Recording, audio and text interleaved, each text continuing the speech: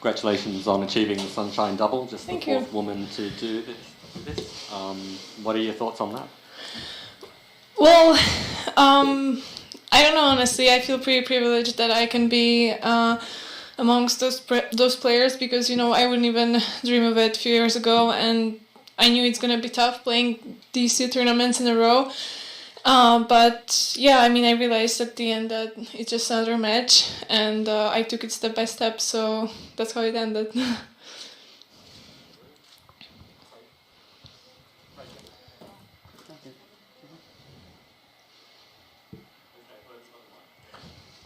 Iga, congratulations. Okay, Alan from Tennis Virtual. How do you feel today on court?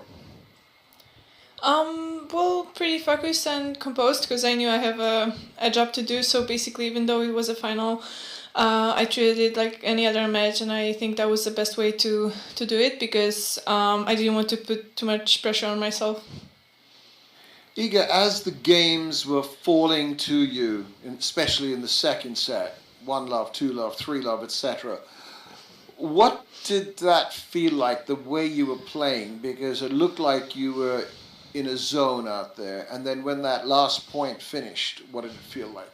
I wanted to be in the zone, and I know I play the best when I don't even look at the score and treat every point, the same way. So, for sure, I had some thoughts that were like flying around my head in a set break where I thought that, whoa, this is actually, possible, but I needed to really stay disciplined and not let myself, think about those stuff and just be focused on playing. And that's how it went in second set. I was in the zone, and I'm happy about it because it's, the easiest way for me to be dominant and to not let myself distract myself. So, at the end, I felt relief, also a little bit of, I don't know, I was surprised that I could actually handle all these matches, and I had, many doubts during this tournament, and it's pretty crazy for me, so, yeah. Congratulations, Iga.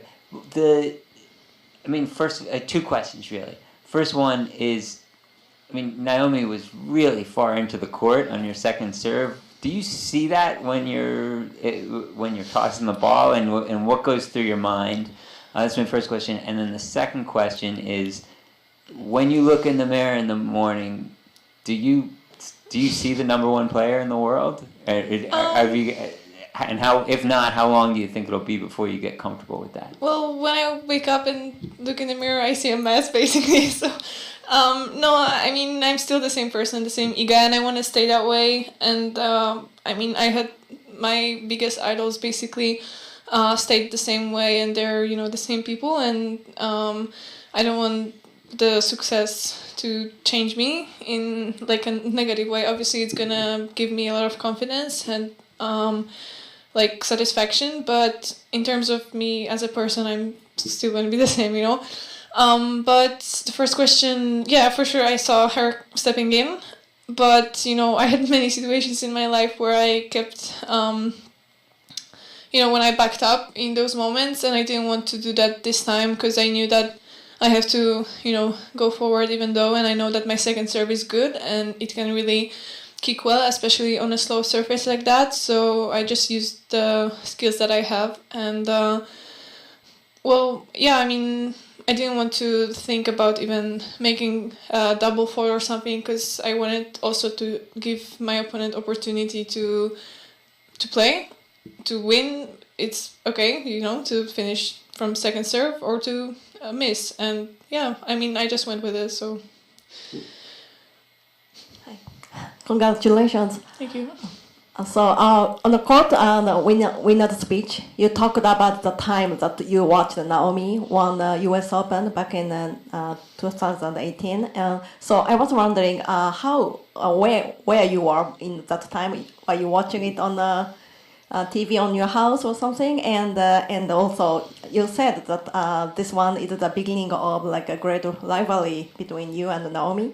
And actually, Naomi kind of doubted about, if you really consider her as a rival. So how do you see her as a rival?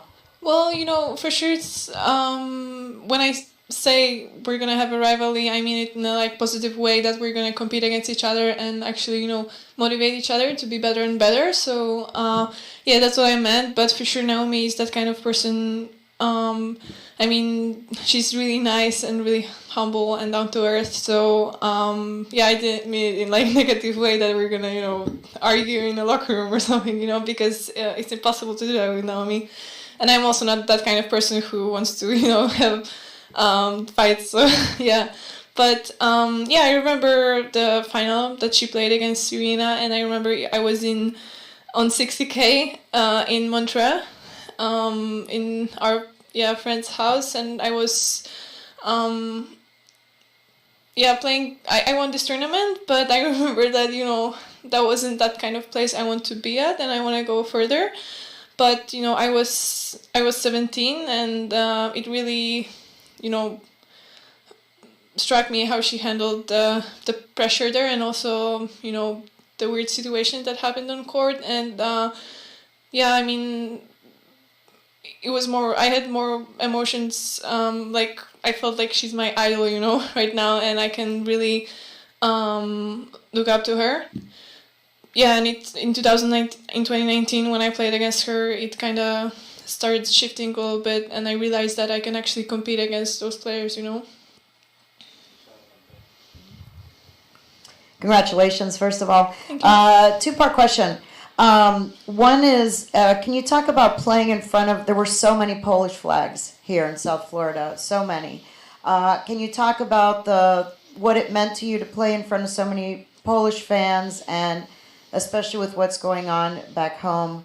The second part of the question is, Naomi told us about the dinner that you guys had in Melbourne, and that she said that you told her at that dinner that you were considering playing college tennis, and that she said, nah, that you should. No, I mean, I never considered playing college tennis for sure. I wanted to be a pro, but I considered, going to university and educating myself. If I would do that in Europe, I wouldn't play college tennis because we don't have college tennis in Europe. But yeah, I mean, it was always obvious for me that I'm gonna play tennis. I was, I think, 50 back then, and I realized that if I'm gonna be top 20 soon, then I'm just gonna finish, high school and then focus on tennis. So that's what happened. I did that for sure. Roland Garros. After Roland Garros, it was impossible for me to go to university, but I still have time, and. Do you know? The thing is that I have many interests, but nothing I don't have any passion in science kind of stuff. So I like every subject, but not enough to choose it as a path to study. But something involving maths probably, but it's really time consuming. So not with tennis, I guess. And the Polish. Can you talk about the Polish crowd? Oh yeah. Well, it's pretty overwhelming that they are everywhere, and it's great because I can feel the support even when I'm playing against players who are with their home crowds, So, yeah, I mean, I love that because basically I'm always repeating that I'm also playing for them, and in the hardest moments I remember how many people are watching, and that I can be, I don't know, a role model to some young kids. And well, yeah, it's really heartwarming, So yeah, I mean, I can't thank enough Polish people for the support. Iga, obviously the schedule is pretty relentless, but can you take a time tonight maybe to relax, to celebrate, listen to some AC/DC maybe, and just enjoy yourself? Yeah. Well, I will take time for sure. I didn't have time to do that after Doha, that match, and after Indian Wells. So, yeah, right now I'm gonna relax a little bit and take care of my body and celebrate a little bit more because yeah, I've been repeating myself that it's pretty hard to digest everything when you're constantly playing. So right now I'm looking forward to some of course time. Congratulations, Iga. Sorry, congratulations. You were saying in the trophy ceremony that the sport's better with Naomi in it. Can you just sort of expand on that? And then what does it mean to beat someone like her you said was your idol in a match like this? What does that mean for you It's surreal, but on the other hand, I know I'm in the right place, and I've been working for that for my whole life. So, well, I don't know. You know, it's kind of hard to describe. Well, for sure, just playing against Naomi in a final was pretty exciting, and I knew that the world is gonna watch, because it's a nice match just to follow, you know, and I wanted to give the best tennis I can so people actually can be, you know, satisfied. But on the other hand, just, you know, seeing that I can play that well against such a player is really satisfying. And I forgot the other part. Oh, you know, I just feel like, yeah, I just feel like she can play great tennis, and she's a great tennis player, and I'm pretty happy that she, you know, has. I mean, I don't know the details, but she has done something to, you know, feel better and to compete on the highest level, because I think she belongs on a highest level, you know. So I'm pretty happy that that we could play this match, and I'm pretty sure that we're gonna have many matches still to play.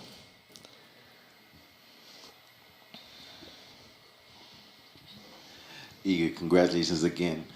It's a question of maybe, I guess, part amazement too, in terms of me following you throughout this tournament itself. You've had some amazing shots in terms of even today, and that baseline shot where you're on bended knee, and you look quite comfortable in terms of some of these shots that you've made throughout these tournaments where you're contorting. And can you go into that and describe a little about that and your comfort in these amazing shots that you made with those? Well, we're maybe uncomfortable to some others.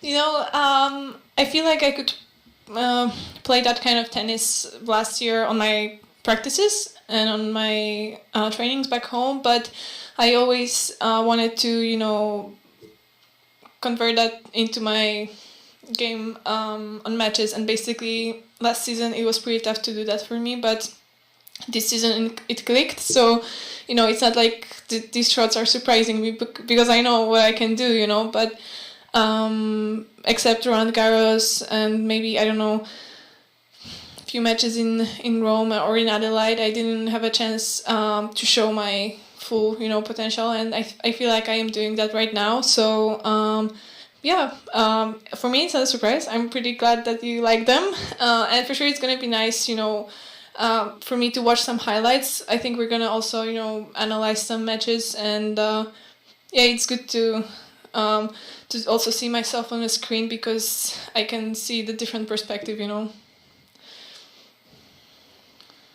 Iga, congratulations! What an amazing run this past weeks. You just said that you feel that you're reaching your full potential, right? That you're showing it, at least right now. What is something that you would like to improve in terms of your game? What is something that you would like to work on? Obviously, to make it extra better. Well, you know, the thing is, I mean, yeah, I feel like I'm playing similar kind of tennis I am on practices, and on practices I was always, you know, playing like more fearless, but I don't know honestly where is like the full potential thing, and I don't know where is the limit. For sure there is a lot to improve. I mean, I don't want to tell the details because, you know, but my coach has a plan for me for sure, and I still have some shots where I could feel more comfortable on court, so so we're gonna continue working. I think, you know, I think it's never, tennis is improving all the time, and players are working out in the gym as well, and we have to, you know, keep going. And also I mean, with all the also surface changes in the season, I think this is the kind of thing that I can also work on to transition better a little bit. I'm not saying to clay because that's pretty easy, but maybe to grass, and also again to some faster hard courts. Yeah.